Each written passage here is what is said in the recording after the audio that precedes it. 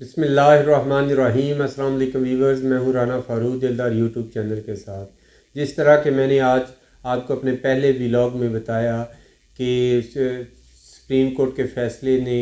90 روز کے اندر الیکشن کروانے کا حکم دیا، لیکن دوسری طرف ایک نیا بحران جو جنم لیتا ہوا نظر آ رہا ہے، اس میں یہ کہ کہا جا رہا ہے، جس طرح وفاقی وزیر قانون اعظم نذیر تارڑ صاحب نے جس طرح اس پریس کانفرنس میں کہا کہ ایک پریس کانفرنس کی کہ یہ فیصلہ جو ہے 4-3 کی اکثریت کی وجہ سے الیکشن 90 دن کا جو یہ فیصلہ ہے تو یہ سپریم کورٹ نے اس کو مسترد کر دیا ہے۔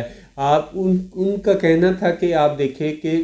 2 جج صاحبان جو کہ اس فیصلے کی سموٹو ایکشن کی 2 پہلے مخالفت کر چکے ہیں، اور 2 جج صاحبان جو ہے جسٹس منصور علی شاہ اور جسٹس میاں جمال مندوخیل صاحب نے آج کے فیصلے میں بھی نوٹ کے اندر اس سموٹو ایکشن کو مسترد کر دیا ہے، اور اس کو مد نظر رکھتے ہوئے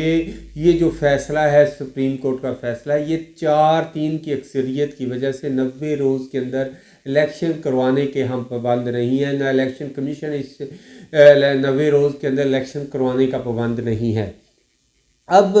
صورتحال جو ہے بڑی تشویشناک ہوتی نظر آ رہی ہے۔ کیا صدر مملکت اگر وہ ڈیٹ اناؤنس کرتے ہیں الیکشن کی، کیا اب دیکھیں کہ آج 1 مارچ کا مہینہ ہے، اگر 9 اپریل کی ڈیٹ صدر مملکت کی طرف سے دی گئی ہے، اگر اس کو مد نظر رکھیں تو وہ اتنے کم دن بنتے ہیں جس میں آپ دیکھیں کہ نامینیشن پیپرز فائل کرنے، ان کے اعتراضات ہونے، کچھ نشان الاٹ کرنے، اور بیلٹ پیپر کی چھپائی سے لے کر بہت سارے معاملات ہیں جن کو مد نظر رکھتے ہوئے آپ کو یہ چیزیں جو ہے نا مشکل ہوتی نظر آ رہی۔ دوسری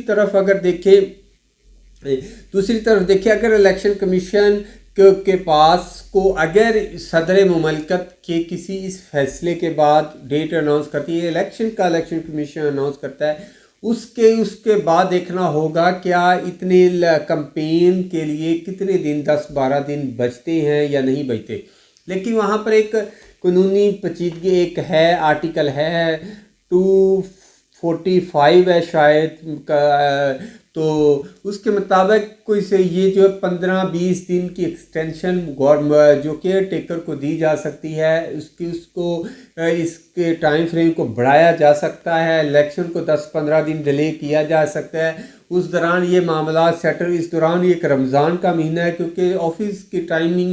بہت کم ہوتی ہے، محدود ہوتی ہے، جس کی وجہ سے اتنا لمبا پروسیس کرنا مشکل ہوتا ہے۔ لیکن اس وقت سپریم کورٹ کے فیصلے کے بعد اب دیکھنا ہوگا آنے والے دنوں میں کل یا پرسوں تک سپریم کورٹ کا تفصیلی فیصلہ کیا ہوگا۔ کیا chief justice of Pakistan justice Umar Ata Bandial صاحب کا جو تفصیلی فیصلہ ہوگا، کیا وہ اس چیز کی نشاندہی کریں گے کہ اس کو پہلے جو 2 جج صاحبان جسٹس یحییٰ آفریدی اور جسٹس اطہر من اللہ صاحب نے جو وہ 2 نوٹ تھے، ان کو اس فیصلے کا حصہ بنایا جاتا ہے کہ نہیں بنایا جاتا، یا ان کو اس بینچ میں شامل نہیں کیا جاتا، ان کے نوٹ کو اگر اس فیصلے کا حصہ نہیں بنایا جاتا تو پھر تو ظاہری بات ہے کہ پھر وہ یہ جو فیصلہ ہے 3-2 کی اکثریت والا یہ رہے گا۔ لیکن یہ ساری باتیں جب تفصیلی فیصلہ 1-2 دن کے اندر جیسے ہی آئے گا، یہ معاملہ اسی وقت کلیئر ہوگا۔ اس سے پہلے یہ کیونکہ اعظم نذیر تارڑ صاحب جو مثال دے رہے ہیں وہ پاناما پیپر میں کہہ رہے ہیں کہ جس طرح اس وقت کے وزیر اعظم مسلم لیگ نون کے قائد میاں نواز شریف صاحب کے بارے میں 5 رکنی بینچ تھا، جس میں انہوں نے 2 جسٹس صاحبان نے اس فیصلے میں کر دیا تھا کہ میاں نواز شریف پر یہ ثابت ہو چکا ہے، یہ جرم ثابت ہو چکا ہے، اس لیے اس کا ہم جے آئی ٹی کی اجازت نہیں دیتے۔ لیکن 3 جج صاحبان انہوں نے جے آئی ٹی کی اجازت دی، جس کے بعد آپ دیکھیں جب جسٹس آصف سعید کھوسہ نے وہ تفصیلی فیصلہ سنایا، جب میاں نواز شریف صاحب کو معزول کیا وزارت عظمیٰ سے، ان کو ڈی سیٹ کیا گیا، اس کے بعد دیکھیں کہ وہ جو تفصیلی فیصلہ، اس فیصلے میں ان 2 ججز کے ریمارکس، ان کا نوٹ وہ شامل تھا۔ تو یہ جسٹس جو وفاقی وزیر قانون ہے اعظم نذیر تارڑ صاحب اس چیز کو آگے لے کر چلنا چاہ رہے ہیں کہ ماضی میں اس کی نظیر موجود ہے، اور یہ اس طرح کیونکہ وہ جسٹس اسرار امان اللہ اور جسٹس یحییٰ آفریدی اس لیے نہیں بیٹھے، وہ اس بینچ کا حصہ ہیں، وہ صرف انہوں نے کہا کہ یہ suo motu action chief justice of Pakistan justice Umar Ata Bandial صاحب یہ نہیں لے سکتے، اس لیے ہم اس بینچ کا یہ ہم کیس نہیں سن سکتے، اور اس لیے ان دو ججز کے نوٹ کو بھی اس فیصلے کا حصہ بنایا جائے، جس کے بعد اس لیے یہ فیصلہ 4-3 کی اکثریت سے مسترد کر دیا گیا۔ یہ سموٹو کب ختم ہو چکا ہے، لیکن ایک نیا بحران جنم لے گا۔ اس نئے بحران کو سپریم کورٹ کیسے دیکھے گی، کیا الیکشن کمیشن کیسے دیکھا گا،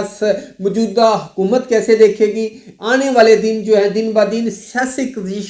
کشیدگی بڑھتی ہوئی نظر آ رہی ہے، معاملات بگڑتے ہوئے نظر آ رہے ہیں، حالات کشیدگی کی طرف جا رہے ہیں۔ بجائے ہمارے تمام پولیٹیکل پارٹیز کو کہ وہ بجائے عدالت عظمیٰ یا اسٹیبلشمنٹ کو اندر داخل کرتے ہوئے مسائل کو حل کریں، اس سے بہتر ہے کہ اگر وہ پاکستان کے اندر جمہوریت کو مضبوط کرنا چاہتے ہیں تو ان کو مل بیٹھ کر، جس طرح کل چیف جسٹس آف پاکستان اور جسٹس منصور علی شاہ صاحب نے بھی کہا کہ ایک قانون سے ہٹ کر ہے کہ اگر آپ پولیٹیکل پارٹی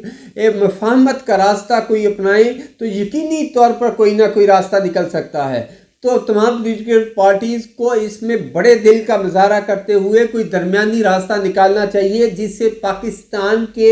آئین کی بھی جو ہے نا اہمیت رہے اور اس مشکل وقت سے بھی گزرا جا سکے۔ تو جیسے ہی تفصیلی فیصلہ آئے گا انشاءاللہ وہ بھی میں آپ کے ساتھ شیئر کروں گا، لیکن اس فیصلے کے بعد ایک نئے بحران نے جنم لیا۔ انشاءاللہ دوبارہ حاضر ہوں گا نئے ویلاگ کے ساتھ۔ السلام علیکم۔